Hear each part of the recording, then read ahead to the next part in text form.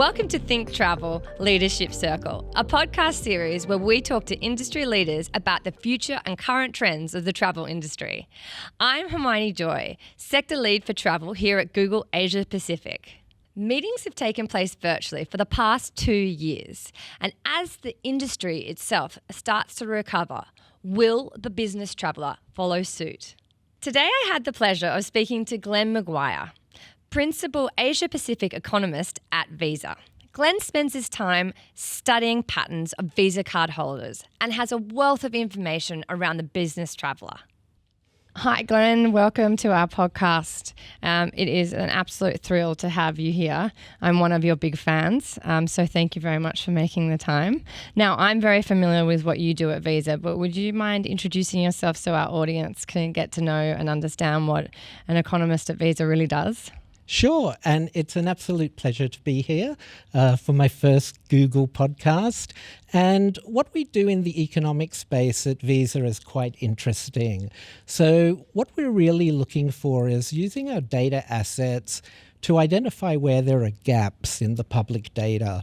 And travel is a good example of this because when people travel, they fill in a customs form when they enter a country, say at San Francisco, and you don't really see the journey beyond that. But by using de-anonymized card data, you can see where the transactions continue and how the travel is actually mapped out. So a lot of the work that I do around travel, around consumer spending, is really using our data assets to try and get that more complete picture and that more timely picture of what's happening than the public economic figures allow. It sounds very interesting. I think I'd like to be in your shoes for a day and follow some journeys around. It must be fun to play with that data. So we're here today, you mentioned travel, and we're here today to talk about business travel specifically. I think over the last 18 months, travel has been the most popular word, or one of the most popular words used for something that we can't do. And now, thanks to borders reopening, travel is yet again a hot topic, and there's a lot of excitement around it and passion. And within that, obviously, the first movers have been traveling for love, they travel for leisure.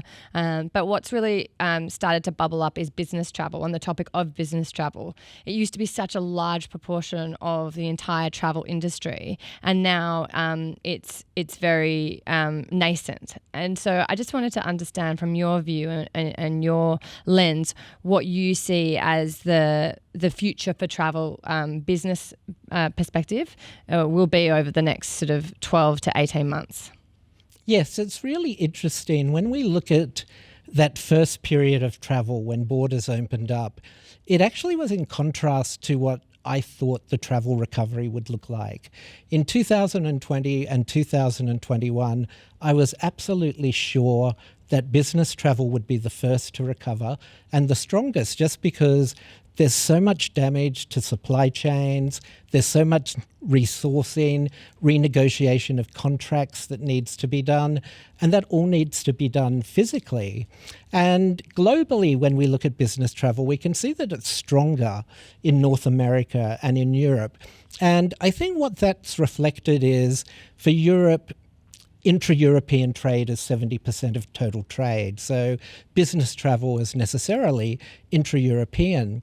But in Asia, with such a different sort of recovery profile and vaccination profile, which really didn't even out until the second half of 2021, I think it was very, very slow to sort of get travel into those production and export countries.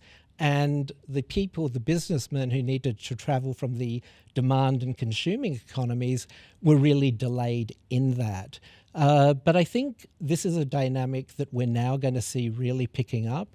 Supply chain problems have not got any better. In fact, they're likely to get worse. And I think the in-person resolution of that will be absolutely essential. So I think for Asia, business is lagging, but it could perhaps come back stronger. I wanted to understand when you touched on that, because you make an interesting point around vaccinations and also around restrictions. My hypothesis is that the recovery of travel, both on leisure and business front in North America and EMEA, followed similar trends. Once vaccinations and testing requirements reduced, then the increase in business travel went up. Is that what you're seeing around the data as well? Yes, definitely. When you look at the consumer's key concerns when they started to travel again were, one, whether they'd get sick, but then two, the diminishment of the experience, whether their favourite restaurant would be open, whether a museum would be open, etc. So that was their key concern. Now, business travel isn't necessarily about the experience. I've been on some business trips to some sort of rather unusual places, sort of in the central Mekong area, that were an experience just for how hard they were. And I think, just from that purely sort of commercial focus, people are waiting, one, for safety. Two, we're still in this kind of hybrid situation where you can go to another country to have meetings with senior executives and they dial in. It turns out being hybrid and you've just flown all this distance. So I think Asia is sort of lagging on the vaccination. It's lagging a little bit on the return to the office, getting that critical mass for business travel, I think, to really sort of scale up more. And business travel in its sense, I mean, all travel in its sense has changed, in my opinion, for probably hopefully the better from a sustainability angle, and also in terms of how travel has now become really a milestone moment and a luxury commodity for people. They're saving and more, and we've had this rise of the revenge traveler. And in travel, we seem to love different acronyms, or the love of travel. The revenge traveller, we have the rise of the revenge traveller, we have now bleisure, and we also have what you mentioned on like the hybrid where you have workations. What are you seeing in terms of what's here to stay for now and what's going to expand? Is bleisure going to be a long-term workation? Do you think it's a long-term trend, or what are you seeing in the data, and how is that split also across demographics? It's really, really interesting in that we're not really seeing sort of the strong, discernible trends which we think will dominate at this stage. There's so many different types of travel which are occurring at the moment, and I think you mentioned it earlier, the purpose of travel. So in the first instance, there was family reunion, it was one-way travel, and people were prepared to pay a considerable price premium for that. Because they hadn't seen their family for quite a while. And then, I think there's this type of travel, particularly in city-states like Singapore and Hong Kong, where your physical boundary of experiences is particularly limited. And I think, for a lot of people, there was this need just to experience something different, be it even a different temperature or different weather than what we've had before. But, the revenge travel aspect is definitely clearly happening. And the two times I've been to Changi Airport has been deserted, but the lounges are completely overflowing. So people are booking a higher cabin class, they're paying to upgrade. We're seeing that they're staying in sort of higher categories of hotels, or choosing sort of destinations that are at the pricier end as a result of that. Is that true for business travel as well? Not really for business travel. I mean, I think for business travel, you sort of have to go to your source of production. But what will be interesting will be when sort of the conference and events space starts up again. I think you will see sort of more exotic destinations sort of chosen to sort of entice. Yeah. I mean, because for a lot of people, there still is this reluctance to sort of travel and to re-engage, I guess, in the world of commerce, sort of outside a space you've been in for 2 years. But at the other end of the spectrum, I mean, you can clearly see the return of like the road warrior. There's a lot of people out there who are sort of very proud of the fact that they're traveling again, and on their social media, we're back to the old boarding pass in the passport in the lounge. Getting your stamps. Getting your stamps, giving away your details. Yeah, we're seeing a lot of that. So, yeah, I mean, as you mentioned, it's a clear spectrum at this stage, and I think it will take a while for people to sort of find their natural rhythm or groove with that. And do you think workcation is a long-term trend?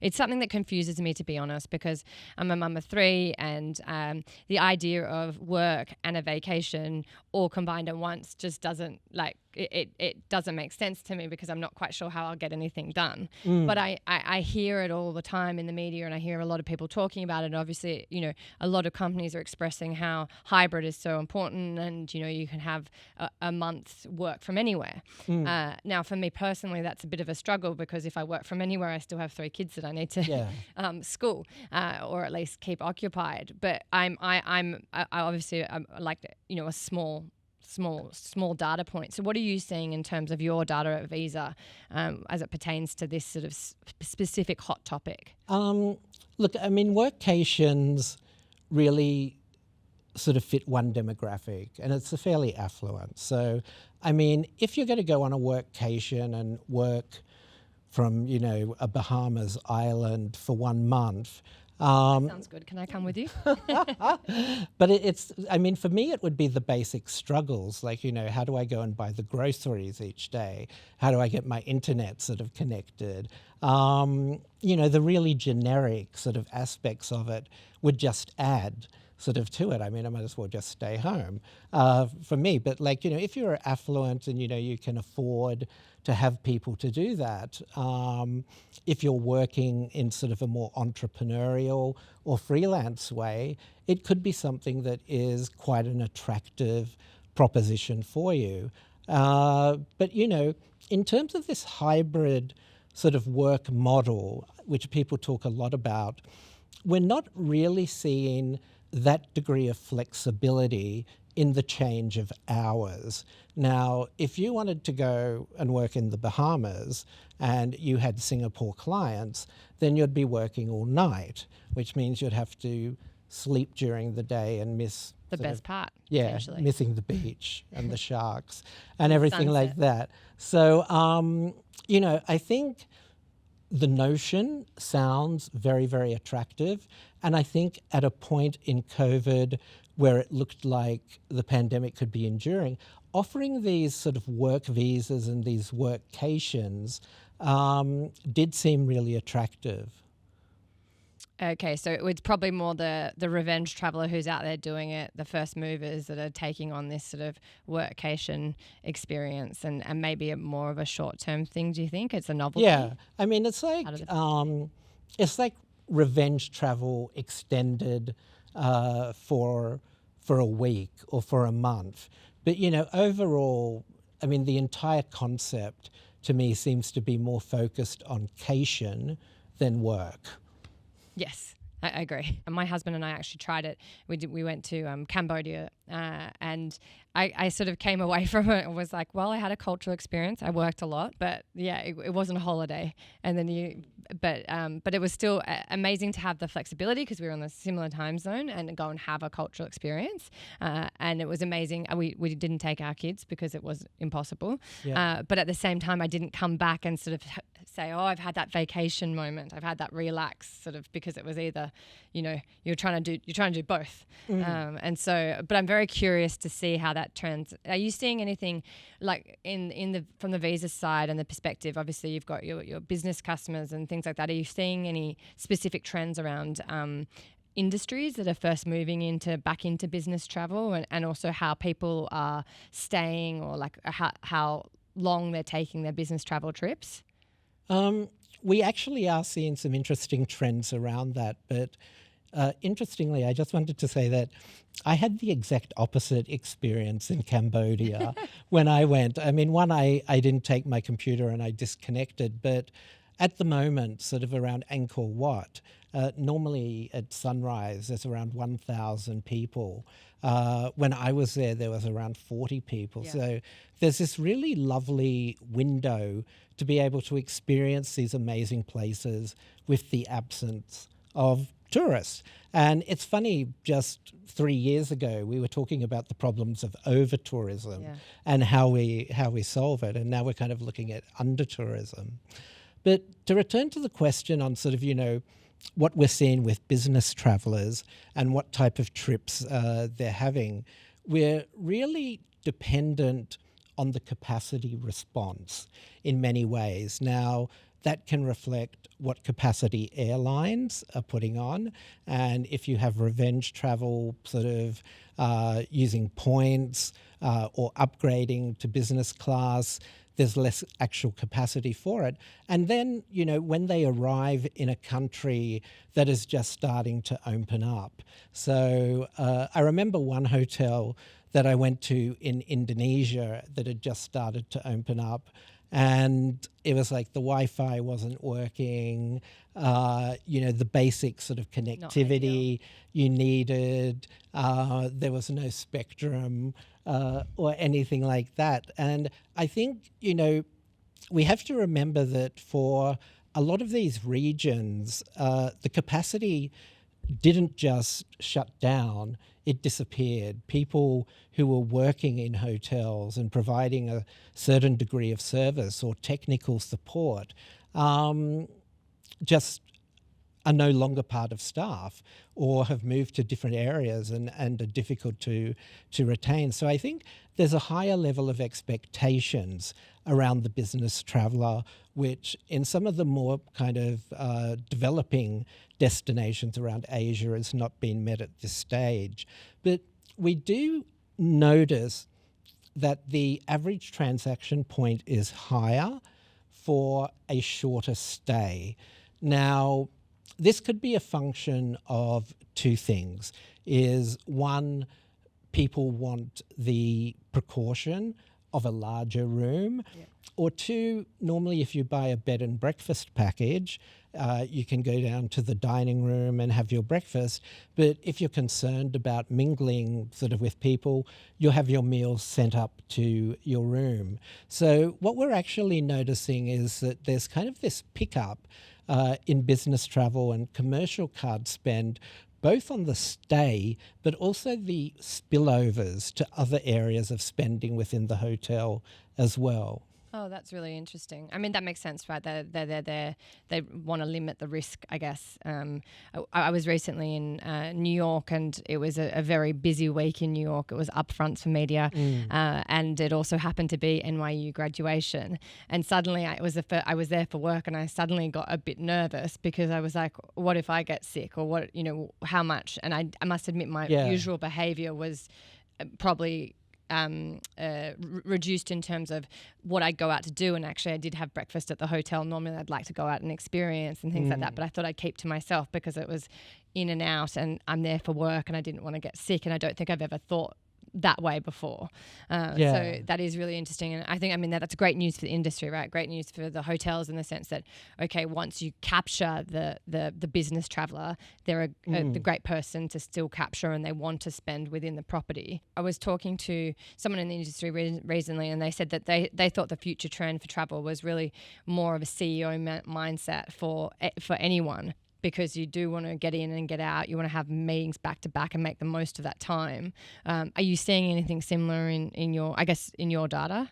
To a certain extent, it depends on the type of sort of, business which needs to be negotiated. So, if there's been a breakage in sort of your geographical coverage, you need to find sort of a new partner to work with. That tends to be CEO level, and it tends to be a little bit shorter. It's just sort of fly in, have the meeting, have the entertainment, fly out.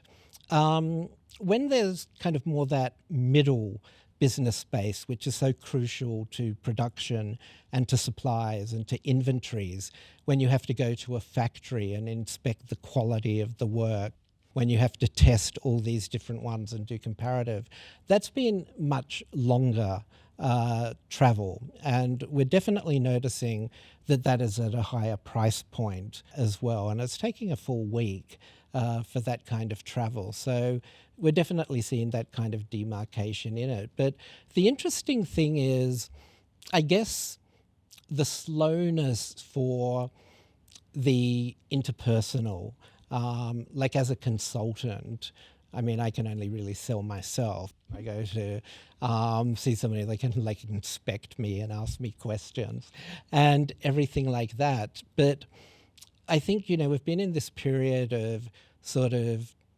Zoom meetings, Google Hangout meetings, all these webinars and everything that, it's kind of almost good enough. But I think that type of travel is going to be viewed more as an intangible when you need that person to be able to go and tilt the needle, that person who can uniquely persuade someone on commercial decision making. I think we're going to see a return of that after we have this kind of basic physical rebuilding of the foundations of business and trade. And then to leverage up the gains from that is when we need to send in the people. The people. I like that. So I think we've talked a lot about like how business travel is evolving. I think we both agree, and your sense from your data is that business travel is coming back. It's a recovery. It's just been slower, and in the inverse of what perhaps you had predicted. And primarily, if I'm listening right, it's due to restrictions and safety. Yep. That was the whole back moment.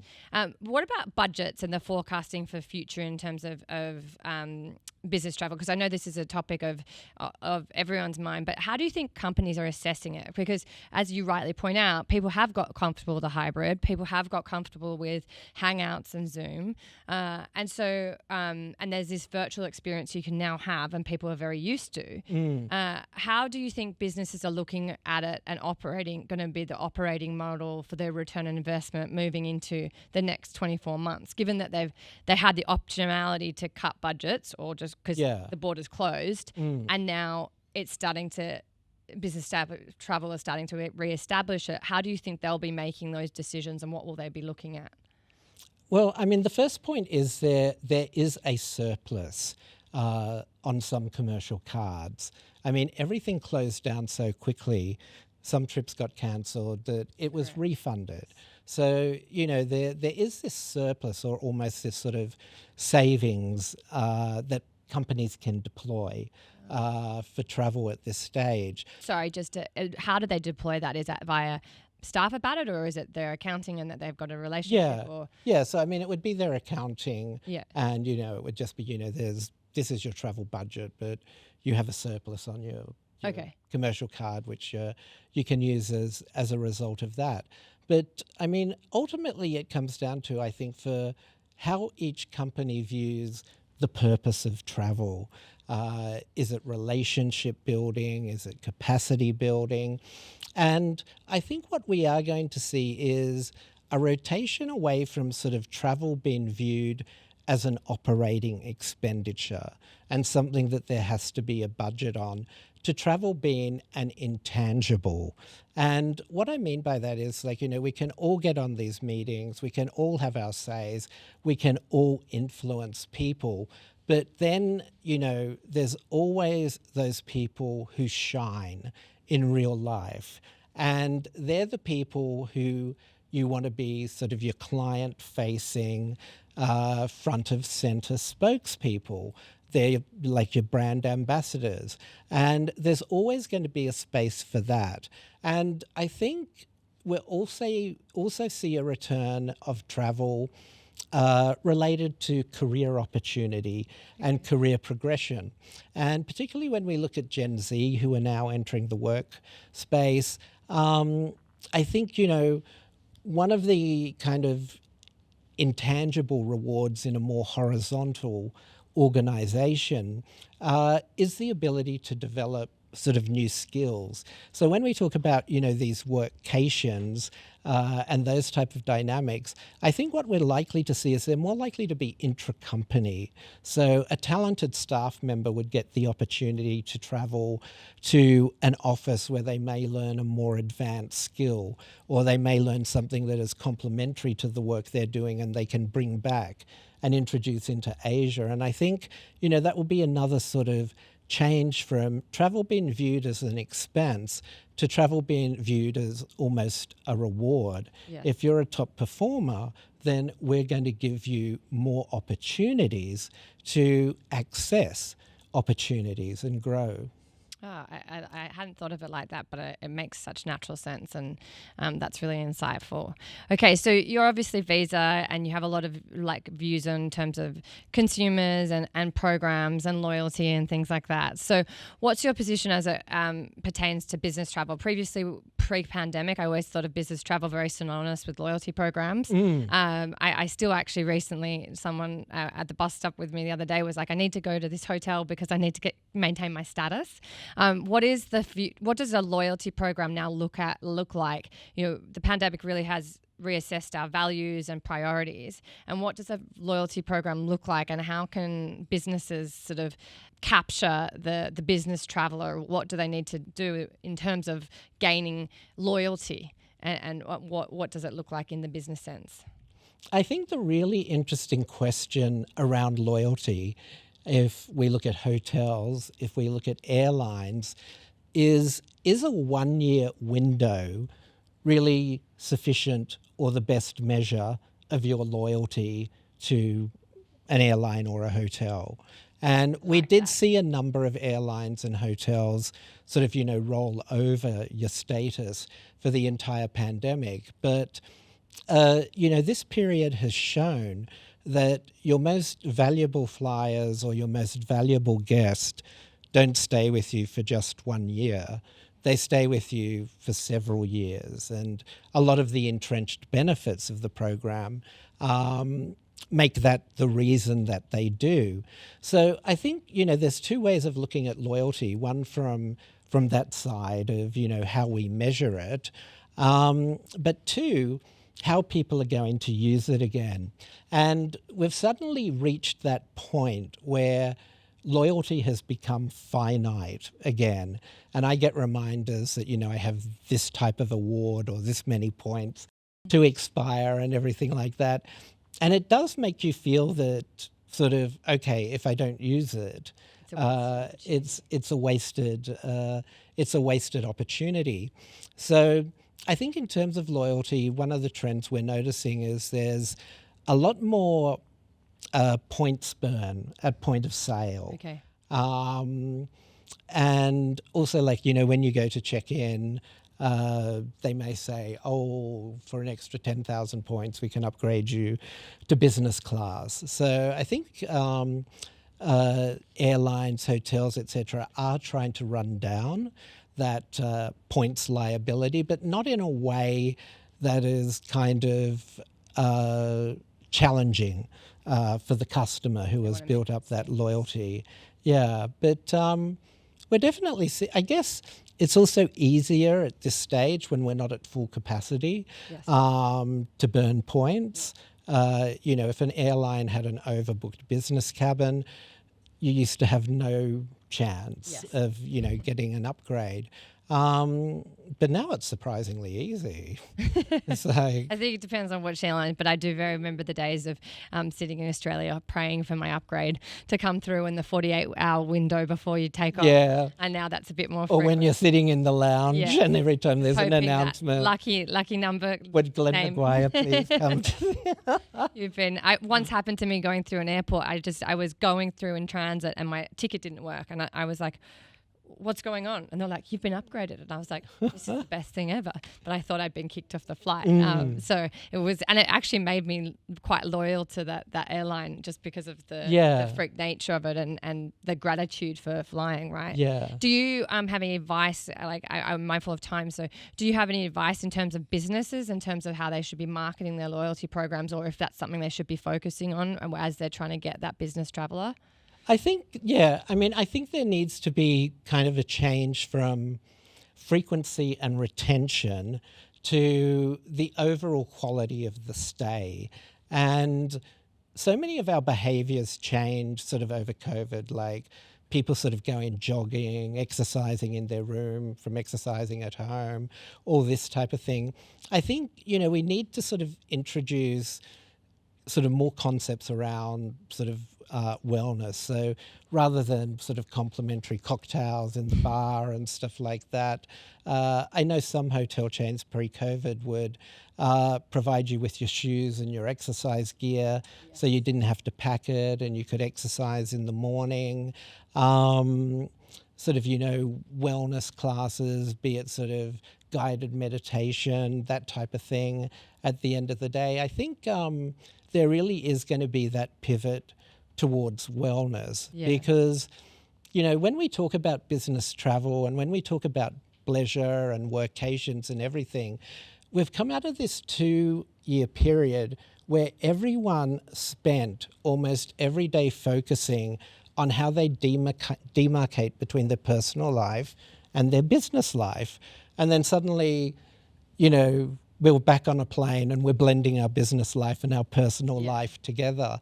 So I think, people are going to remain comfortable or in fact want to keep that element of the change in their work-life balance applied to their business travel and, what they do with that. So I think some type of wellness sort of really program. Like I have not heard someone suggest that, and I think that's such a lovely idea. Again, on my own business trip, I think I got a bottle of champagne and I was like, when am I going to drink this? Like, I'm here for like 24 hours. I was like, I'd prefer, a credit for something else or, a guided like meditation. A spa exactly. Session, Well, thank you very much for joining us, Glenn. It's been fantastic to have you today. And we wish you well with all your business travel coming up. Thank you. Safe travels. Yes, thank you.